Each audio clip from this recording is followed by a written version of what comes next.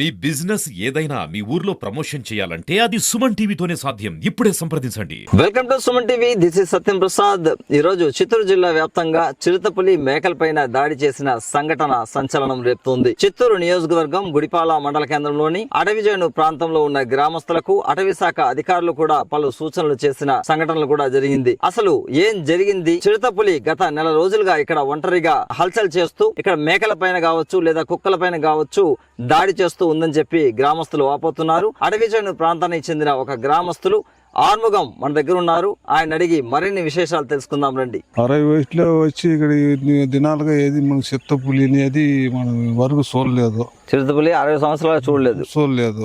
ఇప్పుడు 3 నెలలుగా చిత్తపులి చిత్తపార బీట్ లో ఉండి ఇక్కడ మనం బాబు పార్డు తమిళనాడు బార్డర్ లో ఉండి ఇక్కడ నుంచి అటకాసం చేస్తా ఉంటది.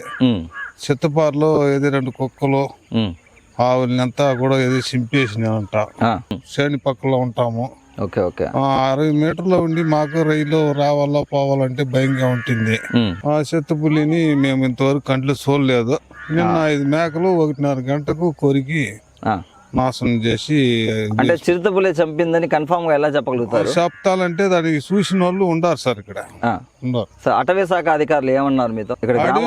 అడవిసారి ఏకాలంటే మా చిత్తపులి ఉండే దగ్గర మీరు ఏమిటికి పోతారు, మీ శని పక్కల మేపుకోండి, ఏదైనా బయలుగా ఉండే దిక్కులు మేపుకోండా వాటని వాళ్ళు అడవి శాఖలు చెప్తారు. అటవీ ప్రాంతంలోకి వెళ్ళకండి అంటున్నారు. వాళ్ళు వద్దు అండి, మీరు మీ పక్కలో మీ శనిలో మేపు. 2 మేకలు చంపి ఎక్కడ?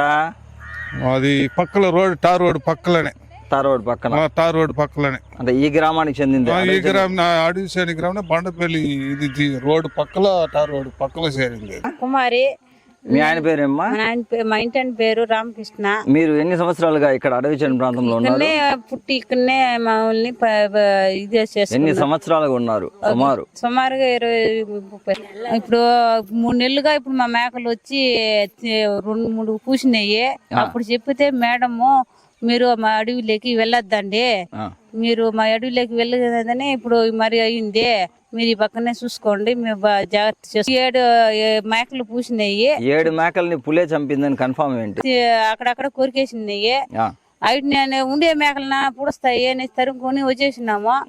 మళ్ళా ఇంకోసారి పోయి చూద్దామని పోయే కొద్దికి అవన్నీ చనిపోయినాయి. ఇక్కడికి వచ్చి మీరు పాదుకాపుగా ఉండాలి, 3 చేరుకొని పోవాలి, మీరు అడిగి సముద్రం మారిగానే డస్సులు వేసుకొని పోవాలి. మేకలే పెట్టుకొని మీరు జీవనాధారం చేసుకుంటా ఉన్నాం. దాంతోనే పిల్లలు సాకోవాలా. చిరుతపులి దాడిలో మేకలు చనిపోయినాయి. దాంట్లో ఏం కోరుకుంటున్నా గవర్నమెంట్ నుంచి? ఏదో మాకు కొంచెం సహాయం చేస్తే మేము సహాయం చేయాలి.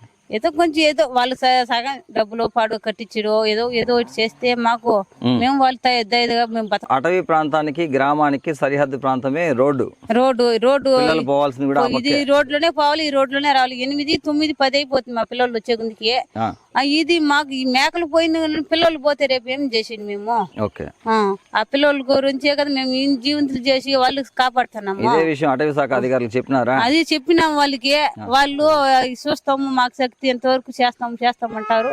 పోసినవారు అంతేదా, వాళ్ళు మళ్ళీ ఏమి పట్టించుకోలేదు. గ్రామంలో చిరుతపులి వచ్చి అడవి చేనులో మమ్మల్ని అంతా ఇబ్బంది పెడతాంది. బిడ్డలు పాపలుగా మేము అలాడుతున్నాము. మాకు ఈ ఊరికి ఈ ఫారెస్ట్ ఇది ప్రాంతానికి మధ్యలో దోవ ఉంది కాబట్టి మేము ఇక్కడ నుంచి వెళ్ళాలన్నా ఆ ఫారెస్ట్ గుండానే మేము వెళ్ళాలి. అక్కడ నుంచి తిరిగి రావాలన్నా మేము వచ్చి ఫారెస్ట్ గుండానే తిరిగి రావాలి. కాబట్టి మేము వెళ్ళేటప్పుడు వచ్చేటప్పుడు మాకు చాలా భయంగా ఉంది. ఎందుకంటే చిరుతపులిలో మేము ఇక్కడ ఇది రేం పగులు ఇట్లా పోతా వస్తా ఉంటాము. ఇది ఏమైనా దయ ఉంచి మన ఫారెస్ట్ అధికారులు ఏమన్నా మాకు ఏమైనా కొంచెం భద్రత కల్పిస్తే బాగుంటుంది.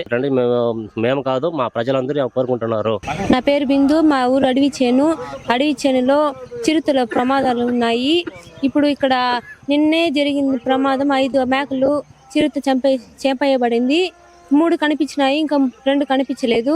ఇక్కడ మేము అడవిలోనే ఉన్నాము కాబట్టి ఇక్కడే పుట్టినాము, ఇక్కడే ఉన్నాము. కొంచెం భయంగా ఉంది.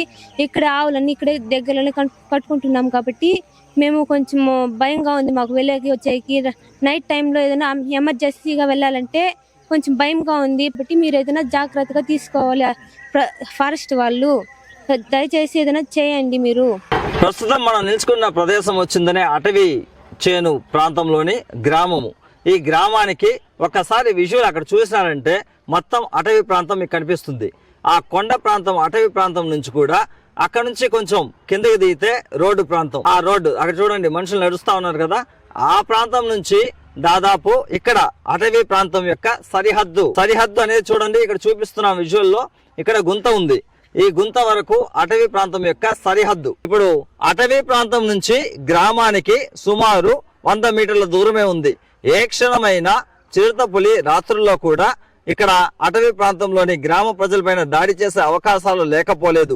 ఈ నేపథ్యంలో అటవీ శాఖ అధికారులు కావచ్చు లేదా జిల్లా యంత్రాంగం కావచ్చు ఖచ్చితంగా ఈ గ్రామ ప్రజలకు భద్రత కల్పించాల్సిన అవసరం ఎంతైనా ఉందని గ్రామస్తులు వేడుకుంటున్నారు.